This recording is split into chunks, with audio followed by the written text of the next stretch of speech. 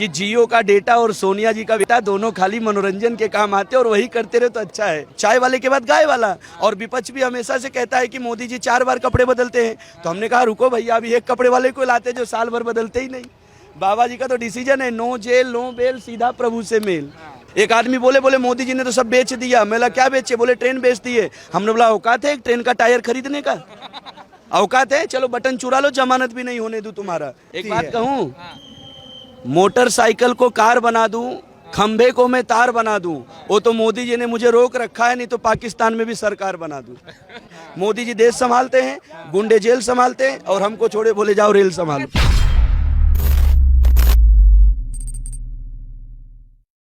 मेरा नाम Awadhesh Dubey, train vendor. Train वाला जो आपकी वीडियो वायरल हुई थी, सबने देखी। और अब ये जो मामला है, अब गुजरात आ पहुंचा है। और इस बार जो चर्चाएं चल रही हैं गुजरात में कि आम आदमी पार्टी, एक दिल्ली वाली आई ना, आपने सुना है, वो कह रहे हैं कि अभी सीएम फिर पीएम, 22 जाके 24 बाकी। वो कह रहे हैं मोदी जी बुढ़ा गए और मोदी जी अब रिप्लेस हो गए। अरे तो मोदी जी बुढ़ा गए तो क्या हुआ, योगी जी तो जवान है ना अभी भी। चाय वाले के बाद गाय वाले की एंट्री है। और हम दिल्ली वालों से कहेंगे, हमारे जो दिल्ली से आते हैं अरविंद केजरीवाल जी, वो अपने चीज़ के अंदर सिर्फ 2 चीज़ का सुधार ला दें। पहला तो दारू के ठेके मत खुलवाएं, क्योंकि दारू के ठेका खोलने से हमारी युवा पीढ़ी खराब होती है। हम देखें उनको मेट्रो स्टेशन पे भी उन्होंने दारू का अड्डा डाल के रखा है।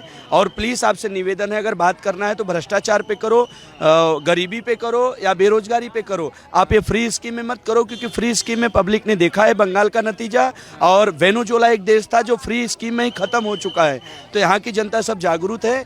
मोदी गुजरातનો છે અને गुजरातનો मोदी, तो आवशे तो मोदी ज, एमा कहीं नहीं। ये 2024 का सेमीफाइनल है, और जो मोदी जी बहुमत से जीत रहे हैं और 24 में फाइनल जीतेंगे। मगर केजरीवाल कह रहे हैं सेमीफाइनल मेरा है भाई। अरे कहने से कौन रोकता है? ऐसे तो राहुल गांधी भी बोलते हैं कि मैं प्रधानमंत्री बनूंगा, तो बन जाते हैं। ये तो लोकतंत्र है भाई, कहने से कोई किसी को नहीं रोक सकता है। कहते रहे, हाँ कहने से शायद उनको चैन से नींद आती होगी, तो इसी बहाने कम से कम चैन से नींद तो ले लेते हैं। मगर राहुल गांधी का भी एक अलग दावा, ये जो भारत जोड़ो आंदोलन चल रहा है उसको लेकर भी कहा जा रहा है कि गांधी नहीं आंधी आएगी 2024 में। देखो पब्लिक को सब मालूम है कि ये भारत के टुकड़े ही उनके परिवार वाले किए थे, ताजो जोड़ के क्या कर सकते हैं। तो उनको तो मैं पहले से ही बोला हूँ कि जियो का डेटा और सोनिया जी का बेटा दोनों खाली मनोरंजन के काम आते और वही करते रहे तो अच्छा है। पब्लिक का इंटरटेन होगा, और इसमें वो कुछ नहीं कर सकते। अभी देखो आप महाराष्ट्र के लिए एक विवादित बयान दे दिए हैं, हाँ, तो फिर वो कुछ नहीं हो सकता उनका। खाली उनका एक रिस्पेक्ट और एक इज्जत यही है मार्केट में कि एक सोनिया गांधी के बेटे हैं और इतनी बड़ी पार्टी के अध्यक्ष बनाए गए थे, बाकी उनका कोई अस्तित्व तो नहीं है। और केजरीवाल साहब जी, आप खामखा रैली वैली करके सरकार का पैसा खराब करते हो। सरकार क्या जनता का ही है, तो आप यहाँ पे मत आया करो, दिल्ली तक ही सही हो आप। अब आपके एक पार्टनर हैं पंजाब वाले, जो कहे थे कि हम 15 दिन में पंजाब का नक्शा बदल देंगे। आप ही देख लो साहब, बीबी बदल के रख दिए।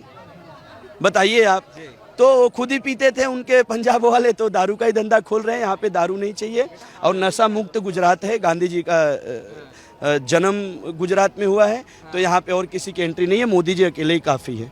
हर हर मोदी, भाड़ में जाए विरोधी। हो रही है कि मोदी जी अब बुढ़ा गए हैं, तो योगी जी तो जवान है ना यार, चाय वाले के बाद गाय वाला। और विपक्ष भी हमेशा से कहता है कि मोदी जी 4 बार कपड़े बदलते हैं, तो हमने कहा रुको भैया, अभी एक कपड़े वाले को लाते जो साल भर बदलते ही नहीं। बाबा जी का तो डिसीजन है, नो जेल नो बेल, सीधा प्रभु से मेल। प्रभु से मेल की जो चर्चाएं हैं, इसको लेकर जिस तरीके से आम आदमी पार्टी इस समय उतारू है, सीधी चीज, क्योंकि ऐसा हो रहा है कि दूसरे नंबर पे वही आप ये चुनाव पड़ जाएगा, और जिस दिन रिजल्ट आएगा उसके बाद भी मैं आपको इंटरव्यू दूंगा। फिर आप मुझसे बोलना कि दुबे जी आप क्या कहे थे। आ रहे मोदी जी पूर्ण बहुमत से आ रहे हैं। ये सेमीफाइनल है, सेमीफाइनल जीत के सीधा 24 के फाइनल में भी आ रहे हैं। फिर 29 में योगी जी की तैयारी है। योगी जी की तैयारी है, और कुछ नहीं होगा बस। और कोई चाय वाला गाय वाला, फिर कोई आएगा।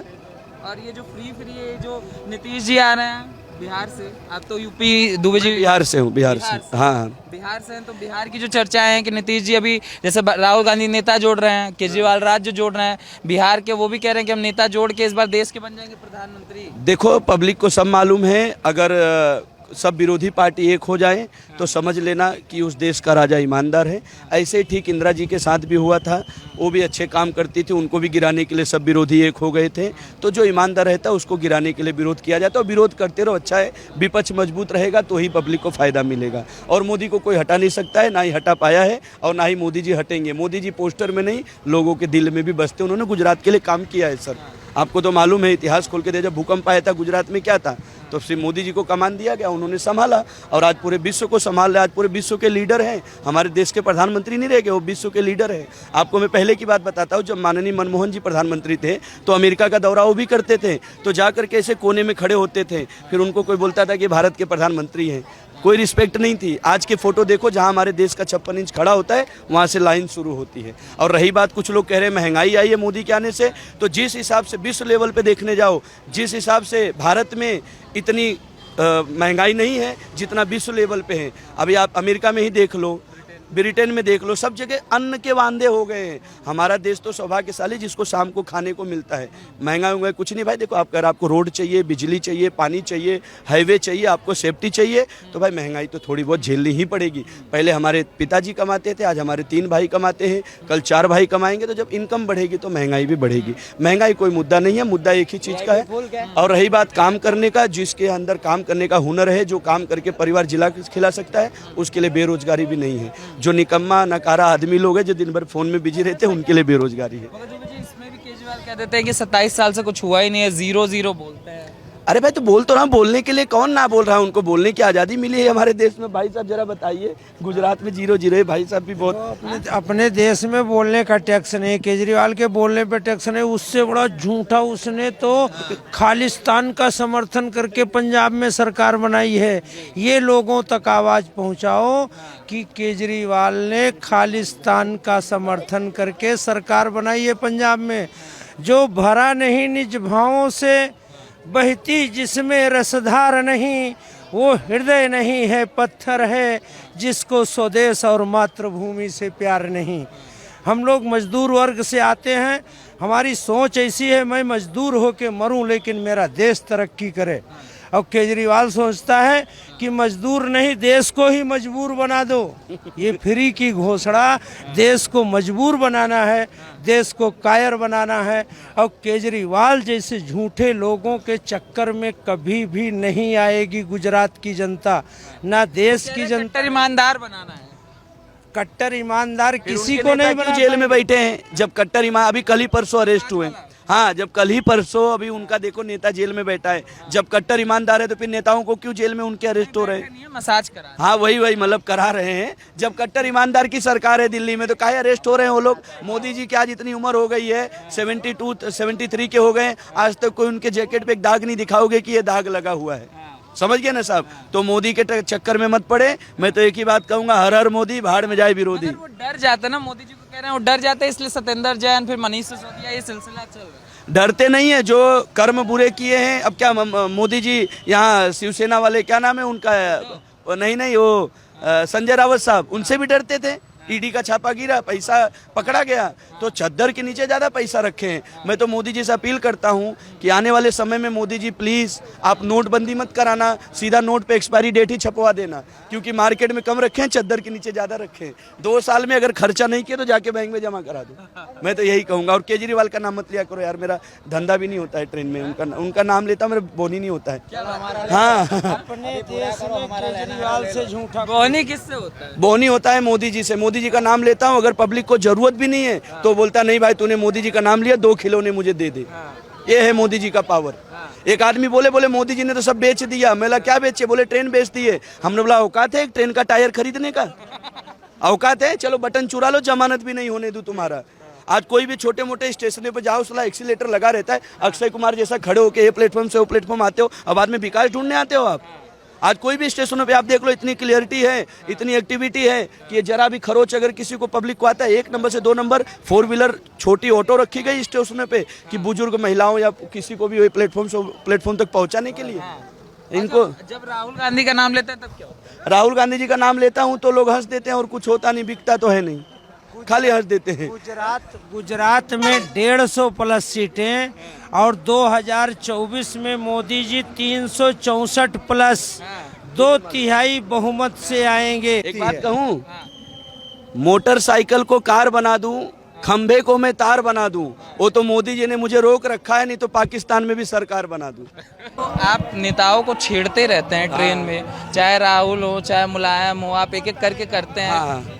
क्या मतलब क्यों मजे मैं इन लोग के मजे नहीं लेता हूँ, इससे मेरे पब्लिक खुश रहती है, मैं उनको हंसाने के लिए करता हूँ। हालांकि मैं किसी को टारगेट नहीं करता हूँ। देखिए, ना मोदी जी मेरा घर चलाते हैं, ना राहुल जी का चलाते हैं, ना केजरीवाल जी चलाते हैं, लेकिन मैं छोटे छोटे चुटकुले अगर पब्लिक के बीच में रखता हूँ तो मेरी पब्लिक उससे मुस्कुराती है और हंस हंस के मेरे से सामान खरीदती है। बस यही मेरा मुद्दा है। लेकिन हाँ, सब एक तरफ और मोदी जी एक तरफ, मैं दिल से उनको मानता हूँ। बस वही कहते हैं कि मोदी जी से आप मजाक, मोदी वाला मजाक नहीं करते, मगर राहुल सब पे अरे तुम यार मोदी जी का मजाक बनवाओगे यार, पता है फिर से अंदर करवाओगे क्या? मोदी जी का मजाक नहीं, वो मजाक के लायक है ही नहीं यार। जो आदमी अपने को इतना सम्मान दिलाया है, आज अमेरिका में भी खड़े हो रहे हैं तो वहाँ से लाइन शुरू हो रही है। विश्व के नंबर 1 नेता कौन? मोदी जी। फिर क्यों आप लोग बार बार मोदी जी को छेड़ रहे हो? मालूम है फिर भी छेड़ रहे हो। मगर राहुल गांधी जो ये भारत जोड़ो यात्रा जो उन्होंने करा, तब एक तस्वीर वायरल हुई कि वो सोनिया गांधी का आशीर्वाद लेते हुए नजर आए, जूते की बद्दी बांधे थे कि आशीर्वाद। उसको लेकर कहा गया कि अब एक नई ऊर्जा आ रही है, अब तो माँ का आशीर्वाद भी साथ। वो खुद कह रहे थे कि मोदी जी जहाँ जाते हैं कैमरे लेके जाते हैं, उनकी शूटिंग होती रहती है। तो फिर राहुल गांधी का ये वाला शूटिंग क्यों कराए? वो कैमरा लेके नहीं जाते। और मैं कहता हूँ चलो, विपक्ष कहता है मोदी हटाओ, मोदी हटाओ, मोदी हटाओ, पर किसको बैठाओ ये भी ऑप्शन है। मैं राहुल गांधी जी, केजरीवाल जी से पूछना चाहता हूँ कि चलो मोदी को हटाते हैं, तुम्हारे पास ऑप्शन क्या है? केजरीवाल बन रहे हैं आजकल ऑप्शन। कुछ ऑप्शन हो, कुछ दिल्ली उल्ली वाले नहीं, वो दिल्ली तक ही सही है। जिसको जिसको फ्री दिए उसके घर की हालत जाके देखिए आप। मेरे खुद के 4-5 रिश्तेदार दिल्ली में रहते हैं, मैं उनसे हालचाल करता हूँ। फ्री की रेवड़ी सिर्फ वो कहते हैं, मुंह से कहते हैं। आपको मैं मालूम है, पढ़े लिखे जनता बेवकूफ़ बनी पड़ी है। सुनना भाई साहब, पढ़े लिखे लोग दिल्ली में क्यों फ्री देते हैं? क्योंकि दिल्ली केंद्र शासित है, वहाँ कितना भी तुम बांट दोगे देना पड़ेगा केंद्र शासित राज्य में, यानी मोदी जी को ही चुकाना पड़ेगा। पंजाब में क्यों हाथ में कटोरे आ गए, पैसे मांग रहे हैं, मुझे दो मुझे दो। केंद्र शासित राज्य में अगर केजरीवाल की सरकार बनती है तो पैसा चुकाना पड़ेगा मोदी को ही, कितना भी वो फ्री बांट दे। यहाँ भी तो कह रहे हैं यहाँ भी दे देंगे। दे देंगे ना, पहले दे देना। मैं तो बोलता पहले दे दो। बेरोजगारी मोदी जी ने बढ़ाई, उसको हम खत्म करें। बेरोजगारी कहाँ है? कौन बेरोजगार है? मुझे भाई आप बेरोजगार हैं? भाई आप बेरोजगार हैं? मैं बेरोजगार हूँ। अरे ट्रेन में काम करके, कोई पानी पूरी बेच के, कोई अपना लारी लगा करके, कोई दुकान खोल के, कोई बेरोजगार नहीं है। जो निकम्मे लोग हैं, जिनको घर पे सोए सोए चाहिए, वही बेरोजगार है। इस पे भी विपक्ष कह देता मोदी जी पकौड़ा तलवाना चाहते हैं। तो पकौड़े वाले को कम समझते हो क्या? रोज का 3000 रुपए कमाता है। धीरू भाई अंबानी बोतल उठा करके आज देखो उद्योगपति बने हैं देश के। पकौड़ा तलो भाई, 5 रुपए मुद्दल लगता है, 25 रुपए प्रॉफिट होता है। वो खुद का मेहनत का पैसा है, वो खुद का मेहनत का पैसा है। वो उस पे आपको कोई भी आपको कुछ बोल नहीं सकता। क्या हुआ था दुबे जी? ट्रेन वाले में कुछ नहीं हुआ था, मैंने अच्छा खासा बेच रहा था। एक माता जी थी, उनको बोल बच्चन मार रहा था कि माता जी आपका बच्चा खेलेगा, हमारा बच्चा खाएगा। फिर हमने 2 बात बोल दिया कि जियो का डेटा और सोनिया का बेटा दोनों खाली मनोरंजन के काम आते हैं। नेता हो तो मोदी जैसा, मुलायम तो तकिया भी होता है। हालांकि कोई टारगेट नहीं था भाई किसी नेता को, मेरे पब्लिक को हंसाने के लिए था। उसी कारण मुझे जेल भी हो गई थी, लेकिन न्यूज़ द्वारा जब मोदी जी तक बात गई तो मुझे 2 दिन में मोदी जी ने छुड़ाया। मैं उनका आभार करता हूँ, खूब खूब धन्यवाद। अब सोचिए मोदी जी की निगाहें कितनी बारीकी है कि एक गरीब फेरी वाले तक पहुंच गया। और क्या चाहिए यार? आज जेल हुआ, कल बेल हुआ, परसों वापस से वही ट्रेन वाला खेल हुआ। अभी भी ट्रेन में रहता हूं मैं। मोदी जी देश संभालते हैं, गुंडे जेल संभालते हैं, और हमको छोड़े बोले जाओ रेल संभालो। रेलवे को भी तो लेकर विपक्ष बोलता है ये बेच दिया, वो बेच दिया। मोदी जी देश किसकी औकात है कि खरीद ले? भाई साहब, आपके किसी भी उद्योगपति को मैं बोलता हूँ ट्रेन का एक टायर खरीद सकते हो? एक बटन चुरा लो साहब, जिंदगी में जमानत भी नहीं हो। कौन बोलता है बेच रहे हैं? बेचा नहीं जाता है, प्राइवेटेशन किया जाता है। कि पहले हम 1 लाख एक आदमी को अकेले देते थे, प्राइवेट कर देंगे तो 25-25 में 4 घर चलेगा। भाई फॉरेन कंट्रियों में सरकारी नहीं है, सब चीज प्राइवेट है। वही का सोच है।